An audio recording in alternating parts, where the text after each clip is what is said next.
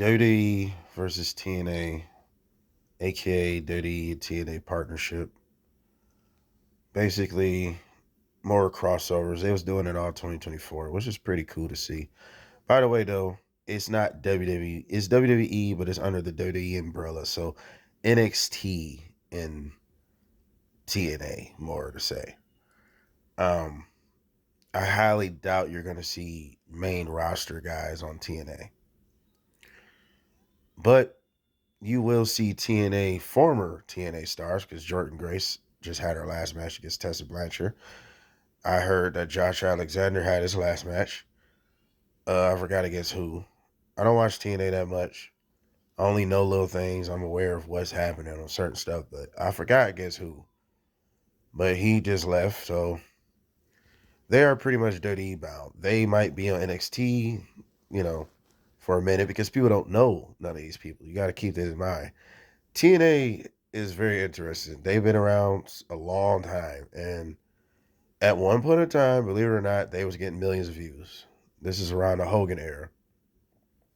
They was doing good before Hogan came there, but Hogan is the one that really gave them that notoriety.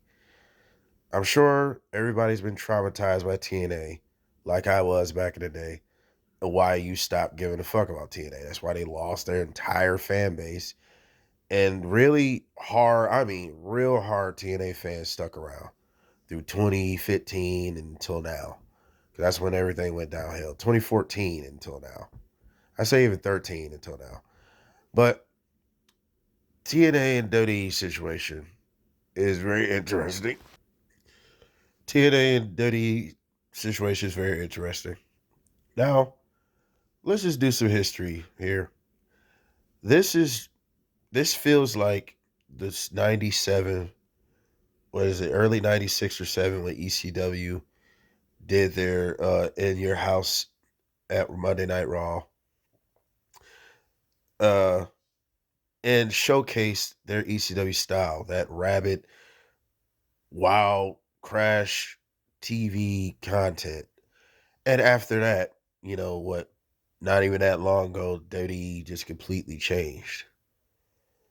So they let the lab rats test out, and they seen, oh, they was a little impressed, like, oh, okay, our fans like this, and they wasn't Philly, but like still, WWE is a bigger promotion, so that you can't say, oh well, there was in their hometown. No, that don't mean shit. It's just ECW had a lot of momentum. So, but WWE is the industry gatekeeper. So what I mean by that is the industry does this all the time. The poor people come up with the ideas, but you don't have no money. What can you do? It's just a dream pretty much at this point. And the rich can take your idea, design it, and make it their own. That simple. They've been doing that for since the beginning of time. You know, it just happens. It happens to regular people. Come up with an idea. Somebody could take your idea or overheard your idea, and they made millions off of it. That's why you got to keep your ideas to yourself. But anyway, this don't look no different from that situation. You know, and then this isn't like WCW, of course, because WCW was competition, and this isn't a hate towards TNA, but TNA is pretty much the breeding ground for WWE at this point. Shawn Michaels Dirty invited all these people last year. Uh, Even before that, even with Vince bringing in Mickey James as the Impact Women's Champ on the Royal Rumble, I think 2 years ago, 3 years ago now, I think, which was shocking. But like now under Triple H, Triple H is the new Monopoly man. He's trying to dig into everything. He has what the WWE ID thing, where it's like is a whole nother NXT under NXT, basically. Like they have a whole station just ready for the next 20, 30 years. This is why they win. They are already prepared for 50 years from now. Literally. So they keep breaking their own records. They keep over superseding themselves. They keep breaking their own expectations. So TNA Whether TNA get bought off, because that's what it kind of looks like. It look like eventually WWE's just gonna buy it. And before I get to all the other nitty gritty, I should have started off the video with that first. Let me get all the Mark shit out the way. Me as a Mark and what fun this sounds like as a fan. Now, we could see Monster Ball matches, Feast of Fire matches, X Division matches, the Ultimate X matches. Then there was another Ultimate X where they had, I think it was like, I forgot what the hell that one was called, but it was a big ass steel cage. Oh hell, Lethal Lockdown. I forget about that. King of the Mountain match, but there's another one where they had an X, like a steel X on top.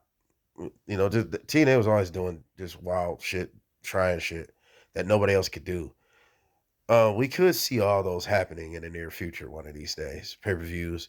We could see WWE versus TNA. Well, most likely NXT versus TNA. I can definitely see that happening. Like very, very soon. And that's gonna be fire, honestly.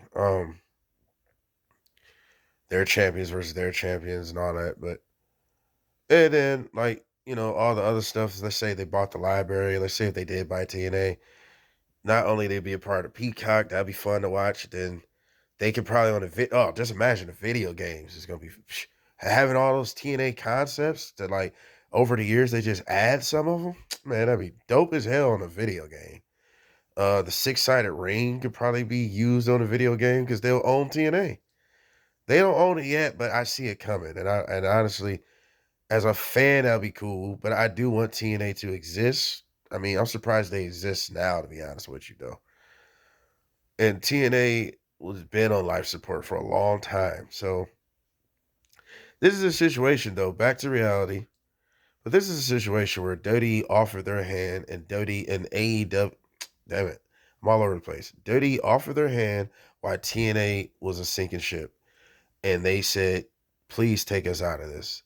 We'll do anything to stay afloat because it was just getting harder and harder.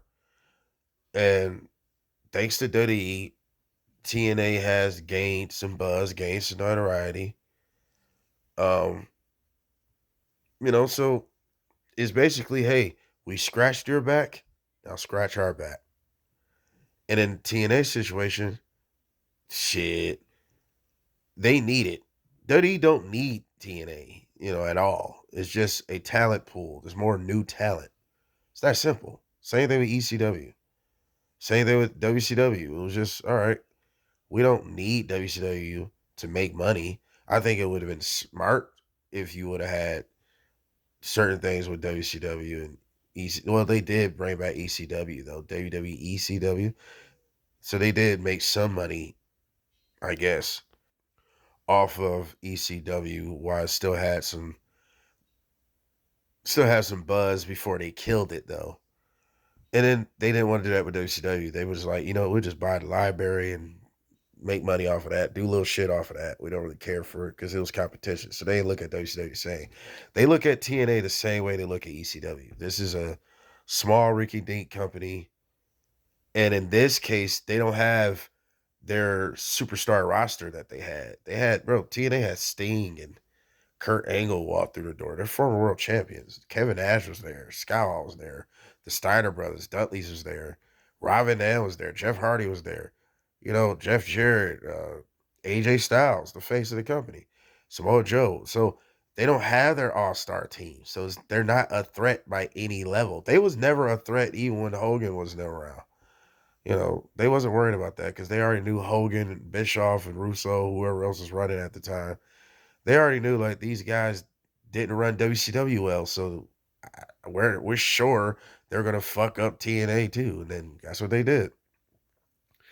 But yeah, this is a situation where WWE is gonna get all the benefits at the end of the day, But let's say they don't buy TNA, could this end up like AEW TNA where the partnership just stops? The partnership just ends abruptly and TNA doesn't get no momentum out of this. AEW just go over there, beat all their top talent's ass, and nobody looks strong. Nobody looks even. You didn't display no TNA guys or girls on AEW to get a shine at all. In this case, they definitely did it way better than AEW. AEW really dropped the ball. Another thing they dropped the ball with that could have been successful. But WWE has already shown they know how to do this way better. And they let a lot of even things go on. You know, Joe Hendry got over one of their top stars, who's the world champ right now. He got over because of NXT. I heard of Joe Hendry before, but I was not a fan until I seen him on NXT. Just like a lot of millions of other people, because that little short you can find on YouTube. It's like 1 million views, might be 2 million views because of NXT. That's simple. If he was so if he was so hot, then he would have went viral in TNA.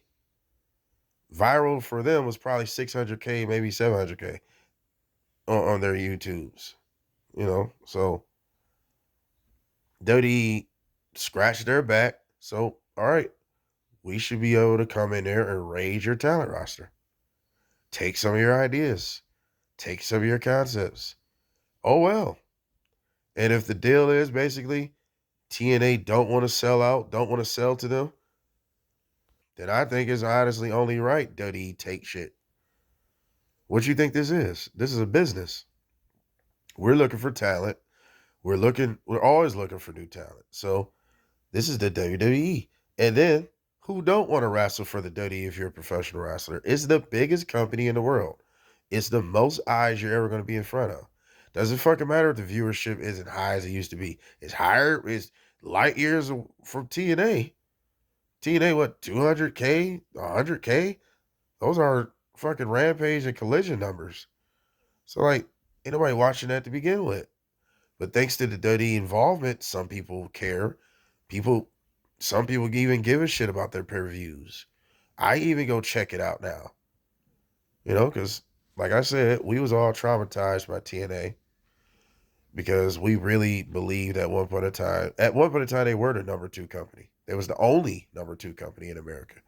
So we really believed in them like Joe Hendry. And they turned us down. So a lot of people turned their back on TNA. I know I did. It's hard for me to still give a fuck about TNA.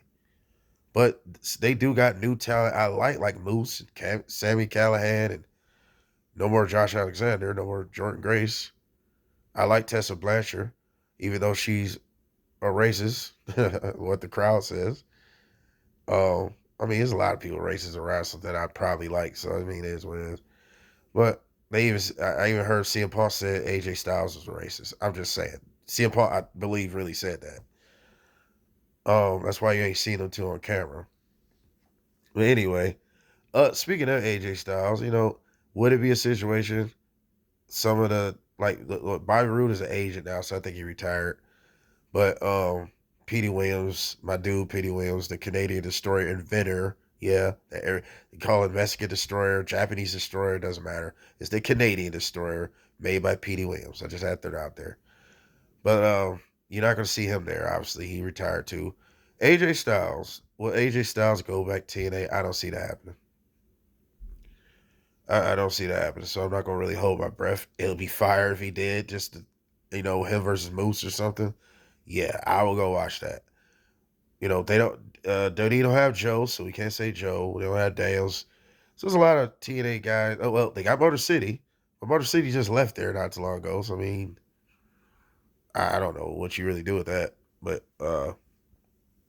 anywho, I don't really see the AJ Styles thing happening. I'm not gonna hold my breath. But like at the end of the day,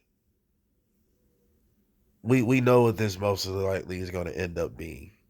And I'm gonna be honest, I'm not really mad about it. Because I'm gonna be honest, I don't care for TNA anymore. I don't want it to go out of business. I would much rather if, Diddy bought it as a mark.